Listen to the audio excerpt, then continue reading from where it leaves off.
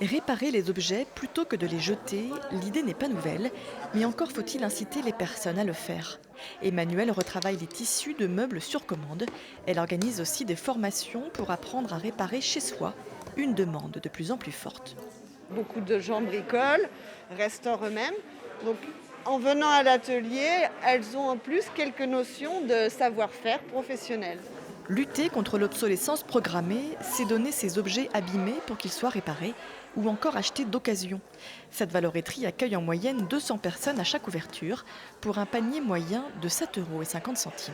C'est pas cher, c'est en bon état et ouais, c'est intéressant de pouvoir, contribuer à justement le fait de ne pas trop polluer. Au lieu d'acheter neuf les jouets et les jeter, avoir des jouets en seconde vie, je trouve que c'est plutôt intéressant d'un point de vue économique puis écologique.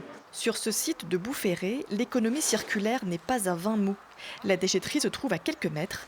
140 000 objets en sont sortis l'an dernier pour être triés par la valoréterie et ainsi éviter l'enfouissement. C'est vertueux, c'est de diminuer le caisson de tout venant qui vend à l'enfouissement, ce tout venant qui va à l'enfouissement qui nous coûte très très cher et qui va coûter de plus en plus cher. Comment arriver à diminuer ce tonnage de tout venant pour en donner une deuxième vie? Il existe 10 valoréteries en Vendée, reste à trouver celle près de chez vous pour avoir le nouveau réflexe et participer à cette économie circulaire.